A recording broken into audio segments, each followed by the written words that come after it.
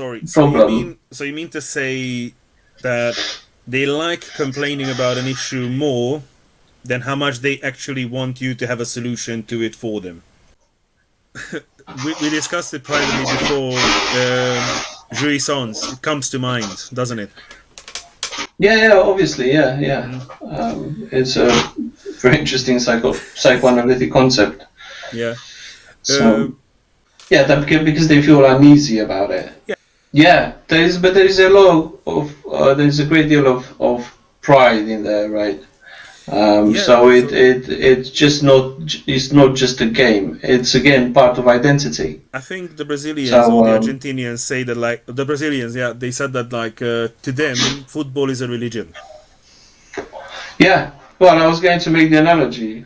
Oh, sorry. Go ahead.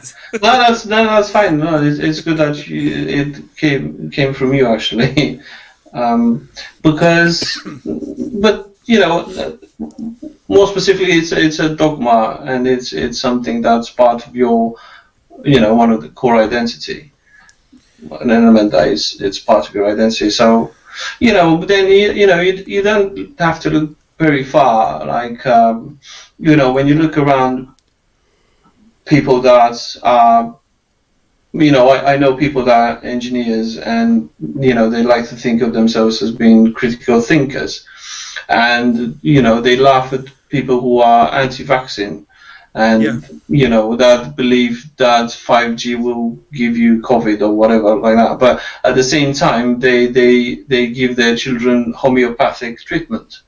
Yeah. So It's the same thing. It's like chiropractors. It's like, obviously what they're doing makes people feel better, even if temporarily. yeah, And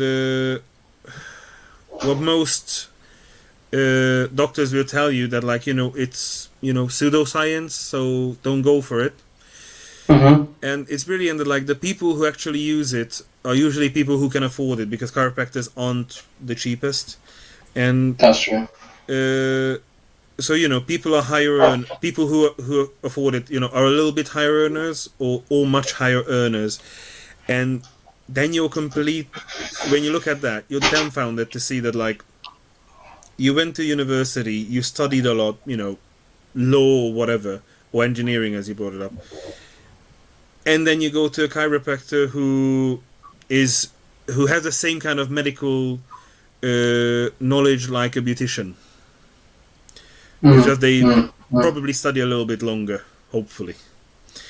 And it's people like it, so they obviously have a space. They follow government guidelines in the relative countries, so that's fine. Homeopathy is the same thing, but at the same time, as you said, it does make you giggle that, like, on the one hand, you say, like, oh, anti-vaxxers or anti-5G people are stupid or laughable. Yeah. On the other hand, you go and, like, do something that's, like, equally outlandish to anyone else. This is another concept of, like, debate where, like, two people with the exact same background can have two completely different viewpoints on the same subject. Yeah. So you can't just say that, like, let's come back to Brexit for a second. People love to say that, like, oh, it's the older generation, they wanted to be out, the younger generation wanted in.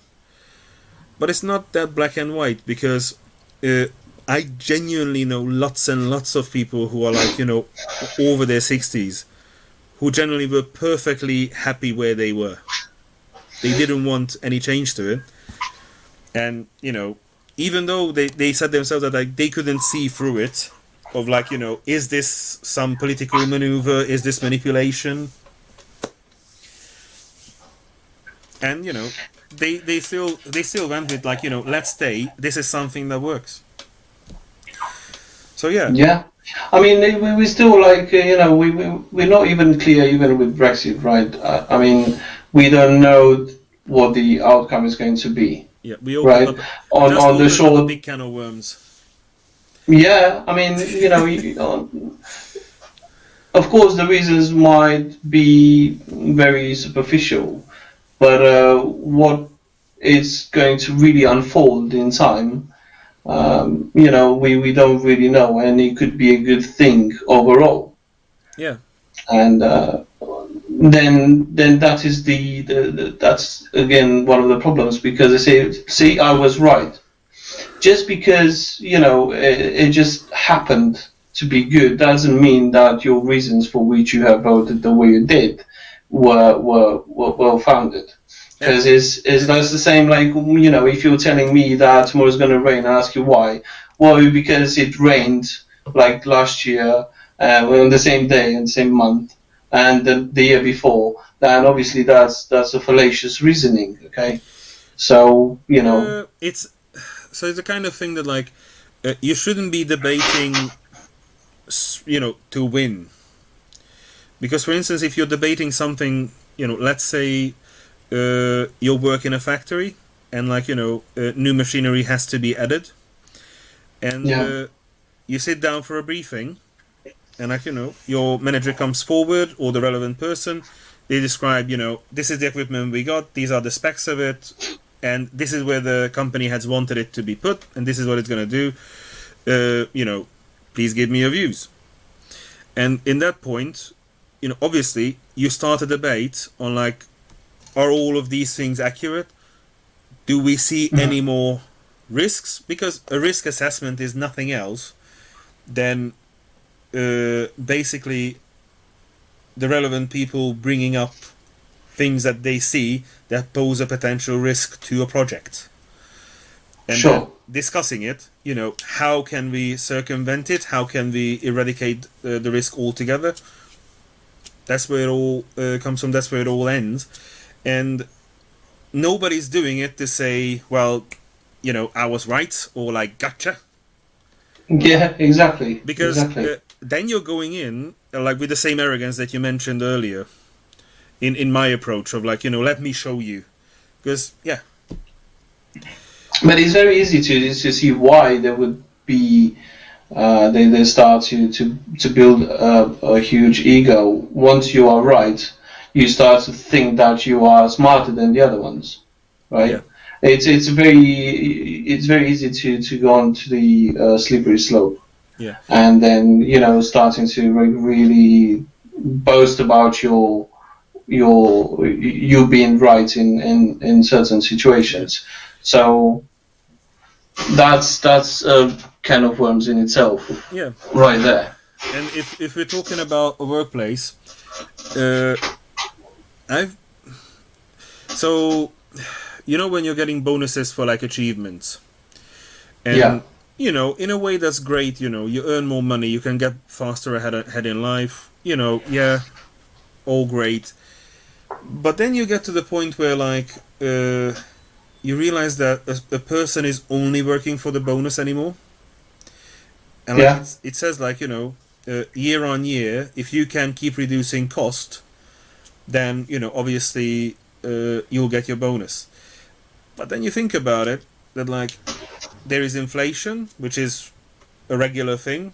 It yeah, Smaller or bigger, you will always have it. Uh, Energy prices normally go upwards; they hardly ever drop. And eventually you're gonna get to the point that, like, you exhausted all your possibilities. So, like, you called in all the government help your business can have. You optimize production to the fullest, and you got to the point where you have to decide that, like, you either gonna update the equipment, so spend more money, and this year not get your bonus, but next year rather get the bonus, or just say, lay off some people, yeah, or just simply say, here's much more work for the same amount of money, the same amount of time, produce more stuff for me, so I get my bonus. And it makes you think that, like, if you motivate people in this manner, then what will be the motivation in other things?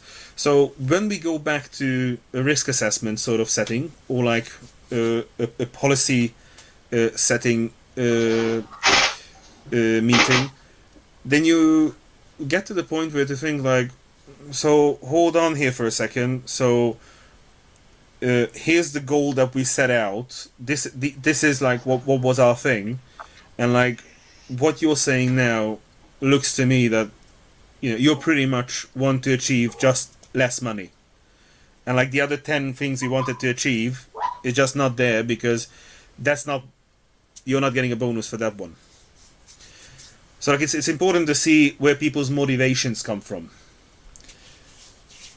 Yeah, but that's also because you know, it's the individual really likes to feel valued at the same time, right? Yeah. So when you provide them with incentives, then they're more liable to work harder or to to feel like they really mean something to the company. And we go, you see, we going back to the meaning in life. Um, If you remember, in the socialist era, they had like the brigades or the squads in workplaces, and they would have the targets set out, and those squads or brigades that achieved it, they would get special recognition. They would get time off. They would get maybe money sometimes. They would get a gift, something. But genuinely, it's they would be in the company Hall of Fame. If you go to companies that existed before 89, you can usually still find tabloids put away in the storage rooms where everybody had their picture put up that all these people, they achieved the goal and all that. It's kind of like employee of the month or employee of the year or things like that. Yeah. But the socialists went a few steps further, and I remember that the bus company I worked for, they literally had people who you had the overachieving, and like in Hungary, the parallel was always Comrade Stahanov, who was a coal miner in the Donetsk basin, and apparently he produced I think 106, 180%, or sometimes the parallel goes like 400% of the target. Right. And in most of times the parallel says like he worked alone. In other parallels like he worked with 2 helpers. But it always the thing that the Hungarians literally had the Stahanovist movement, like let's overachieve, and people would be like the hero of work, and it was incredible to see. Like people went all that way, and they would produce 4 times more or whatever, and then they would get if this was a big thing, they would get like a color TV in the time when only like party politicians had a color TV. It would be a big thing, but many times it would be like a pat on the shoulder, a good job, and like your bosses would get the color TVs and like the new cars and things like that.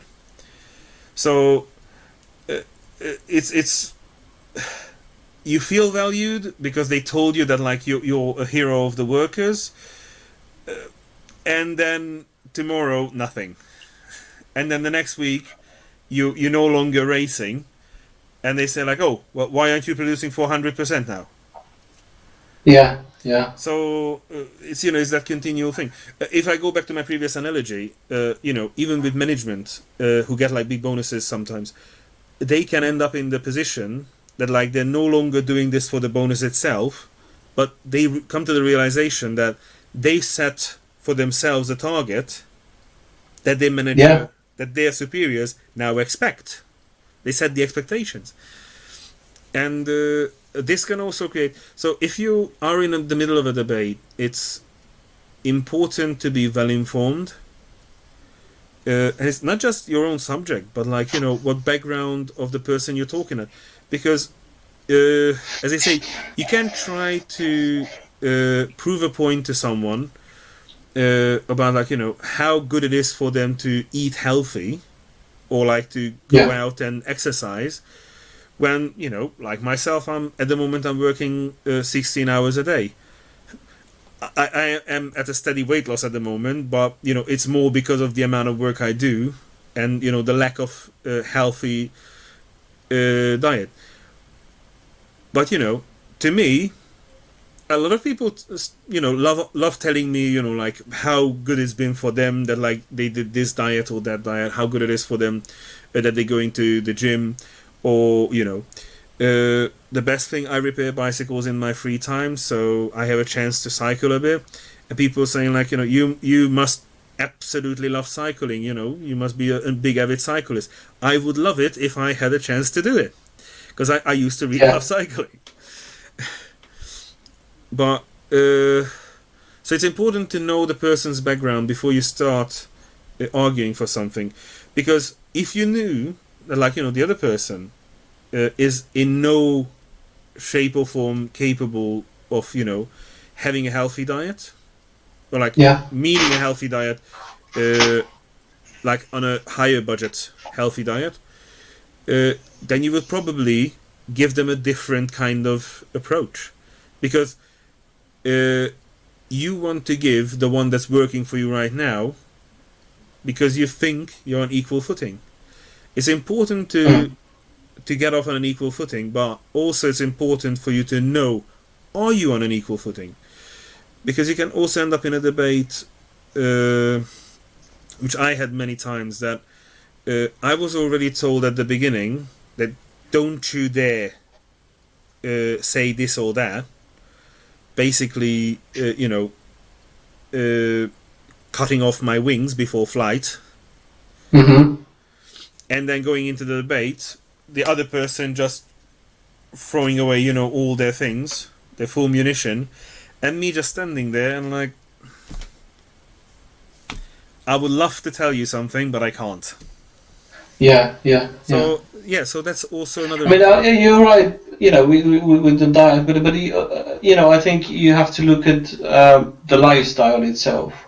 It's very easy to attack. Oh, you're eating this or you're eating that, but obviously they don't look at the reason why you're eating a certain way and what's really happening with you, like psychologically speaking, or what are the causes of your greedy appetite, right? Why are you being gluttonous? Because that's what we are, both of us, in certain ways. So like depression is a hell of a drug, as they say.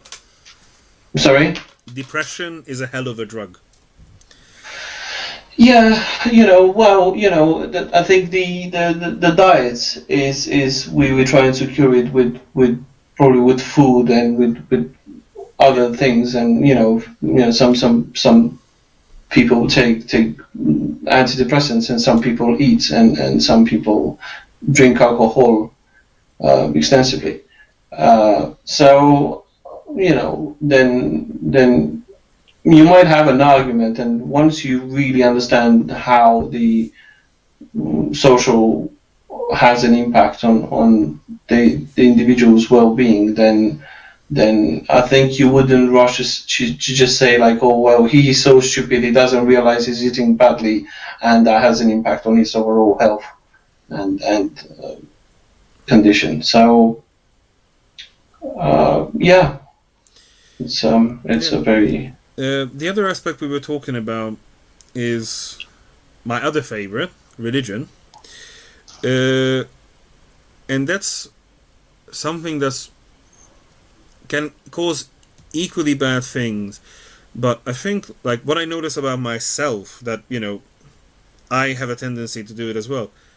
You might start off the argument being absolutely smug because you're absolutely sure that you are right, and like especially if you're part of the different Christian groups, that's easily done, because we are always told that like, this one's the right one. You're in team. Of course, you're not wrong. Yeah, you're not wrong. You're always right. How could you be wrong? Exactly. It's just you're smart and you're in the right, religion. Or, And then the other problem of it is obviously who are you talking to? So somebody who went to like a minister's seminar, studied theology, someone who studied theology or philosophy, probably looked into religion in general. So like they have some kind of more broader viewpoint. Understanding, yeah. A broader understanding. But if you talk to the average churchgoer, they can have any background. But they, and they will say that, like, they studied religion extensively. Your church's view, your holy book, your stuff, and that's when you realize that, like, it's a very broad amount of information, but it's also very thin. Yeah, yeah. So, like, and obviously, I was just reading upon this the other day. So, say my church can explain what's wrong with Buddhism, but that will be my church's viewpoint on Buddhism. They can explain to me what's wrong with Judaism, that will be my church's viewpoint on Judaism. It's not gonna be completely objective, because of course this is something that's important to them to get their point across. Sure, it's never going to be an objective point of view, but besides that, even yourself and not just yourself, because I think everyone, and I'm guilty of that, myself. But when you have a certain belief or religious belief, or you want to say that, well, the creation of the earth, right, of the universe, like in the Genesis, you believe in that, and then what you're going to do is end up looking for evidence that points towards something, some scientific evidence that points towards some sort of creation along those lines. So, what I'm trying to say is, if we hold a belief, no matter what, whether it's political,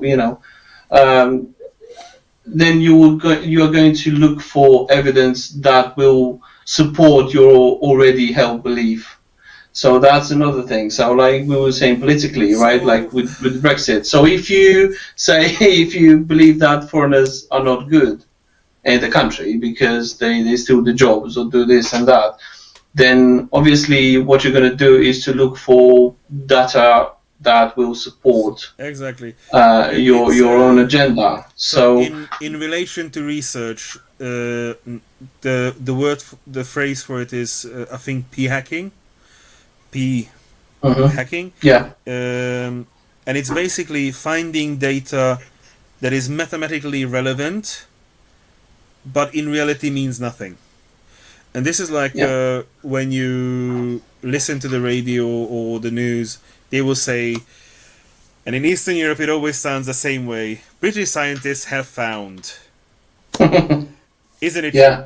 It always starts like that. And it's going to be something incredibly weird that, like, having a glass of wine every day can prevent heart disease. Yeah. No, it doesn't. And if you look at, if you call up the channel and say, like, excuse me, but I find this, like, where did you find this information from? This is horrible.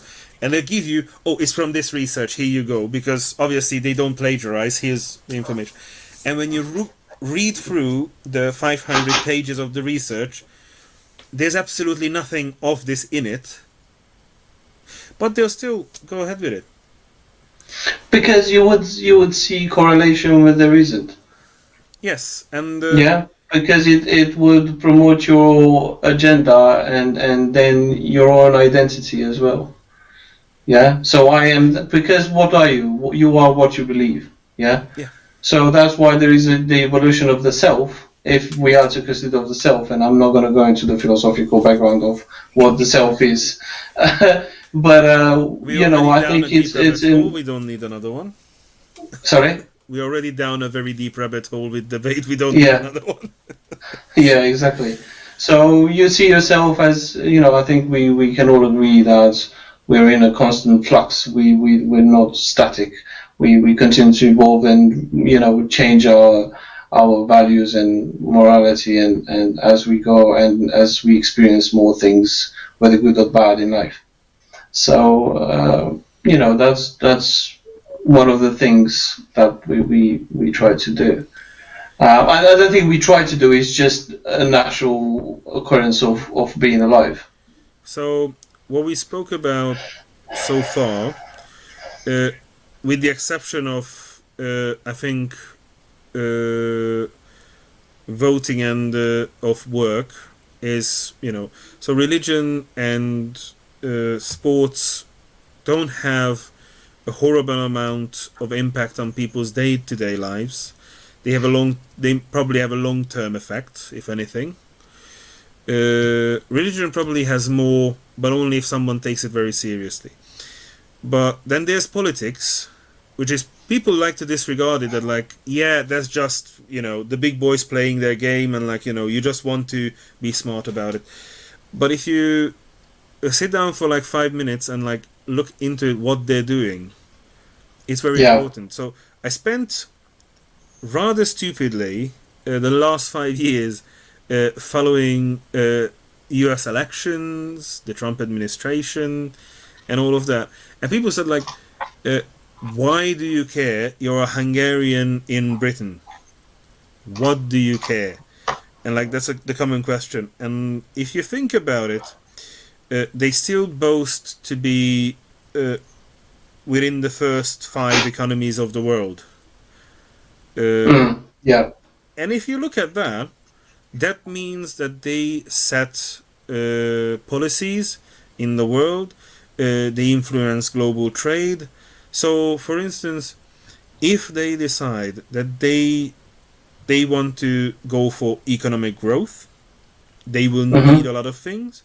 So that means the UK is going to produce a lot of steel and aluminium and going to start shipping there, because at the moment we need to make as many trade agreements as we can, so we can start making money.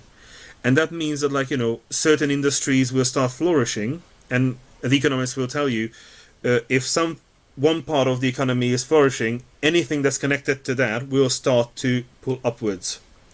And yeah, it's going to have a ripple effect on it. yeah, and and I was watching it, and because I have my business as well, and I have to think forward. Is my business going to be relevant? Because people love saying that cycling will always be needed, for instance, but will it? Will it be relevant? Because at the moment everybody is going into electric things, and electric bikes are not their first priority. A lot of people try to go for electric cars if possible, even though we don't have a straightforward law on electric scooters. People go that way because it's compact and all that. So you have to look around. You have to be watchful for it. And one of the things that you need to watch that will affect your life. I work for a warehouse at the moment, so they get a lot of their stuff from foreign countries. So it's nice to know what this government's policy will be on not just domestic employment, but foreign affairs. Because if they decided I'm sorry, from tomorrow we're not allowing people to immigrate from India for the next few months, yeah, that will probably mean that products from India will be really expensive for a few months. Yeah.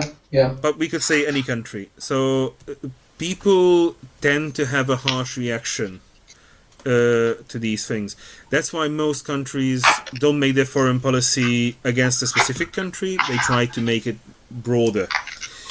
And that's why we only see sanctions being targeted at specific countries, because that's a reaction to something. And so political debate can be very toxic, because politics in essence doesn't have to be polarizing and evil, but incredibly, especially in the last decade, people decided that that's the most important thing ever. My country is no exception, Hungary. You look at it, and as in the 80s they were talking about, like, each side should have their own media, and they ended up having it. You have right-wing newspapers and right-wing newspapers and left-wing newspapers. You have right-wing television and left-wing television, and even the ones that say that, like, no, we're independent, if you look deep behind it, they still have their agenda.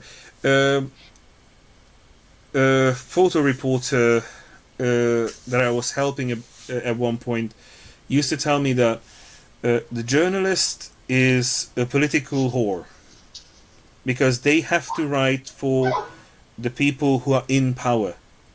You can fight against it, but there is a specific reason why when you're growing up your dad always tells you, don't pee towards where the wind is blowing from, because you can't win.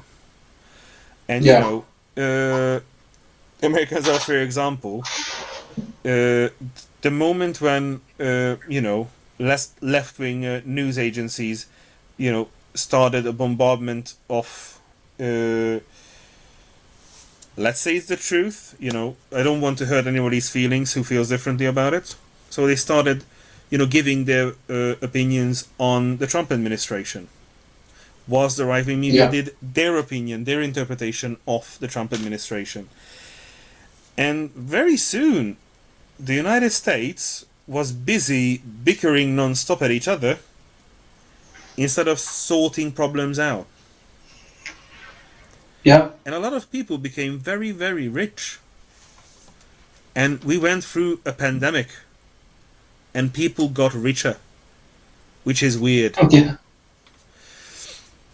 So, when you look at this, somebody wrote, I think the QAnon conspiracy failed one of its targets. I think it was the inauguration speech or something. And one guy tweeted, thanks a lot, I've been a loyal supporter, and now my family thinks I'm an idiot. And you look at it, and regardless of what we think about, the QAnon conspiracy, or about Trump or whatever, it's incredible to see that, instead of the family going well, you suddenly realize that you've been taken for a fool, people took you for a ride, instead of saying no worries, I'm happy that you're out of it, come here for a hug, they made him a laughing stock. So that's again the opposite of debate, because what you literally did is the person realized that your opinion was probably more correct than theirs, and now you're just shoving their face into it, so making sure that next time you have a disagreement, they're going to be just polar opposite to you, regardless of what you have to say, because you end up setting up the playing field. You can feel really self-righteous that I was right, as you were saying earlier, but again, there are things like manners.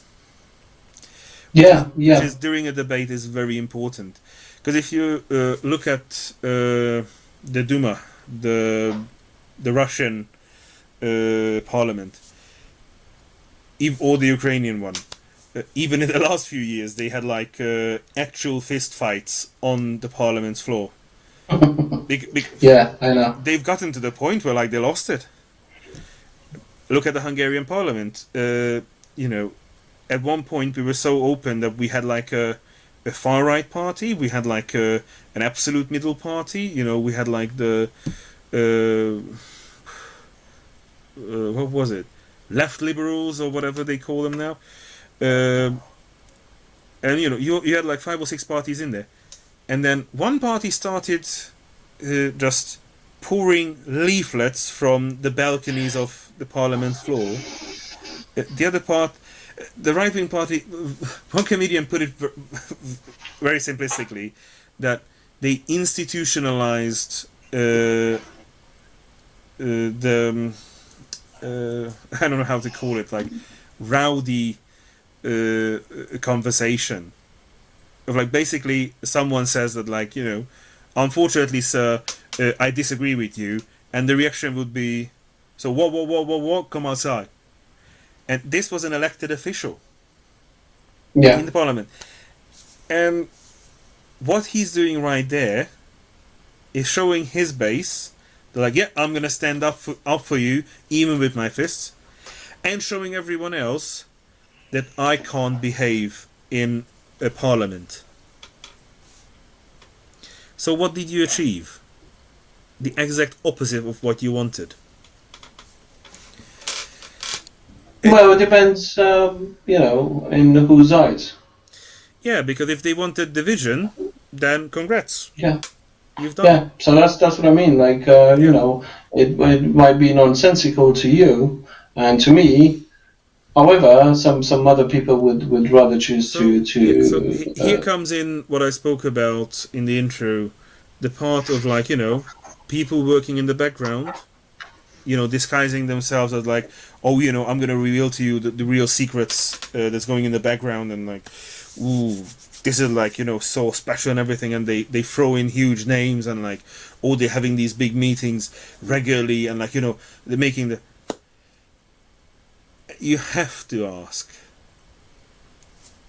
Don't apply Okun's razor. Really, don't apply it. At this point, it doesn't matter because you're not gonna apply it anyway. You're not gonna cut off the unbelievable. Just think about it. People are saying like, they try the background, the shadow government. They're trying to enslave people, or that's the usual theme. Or like, they want to take full control of you, and like, you'll be in a police state and everything. Alright.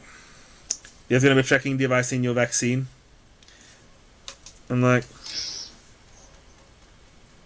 you carry this thing with you everywhere, even on the loop. Yeah. And then my computer just gave me a notification. I have 15 tracking cookies on my laptop right now, and all I did was turn it on. And then, well, let's see, what else? Oh, wait, you use SatNav. And Google, of course, will be very nice to you and not sell your data to the highest bidder. Because of course. Because they're that kind of guys. And the other thing, you're saying like the super rich who are working from the background, they're controlling the economy, and like they're going to have like some kind of effect on your life and all that. What?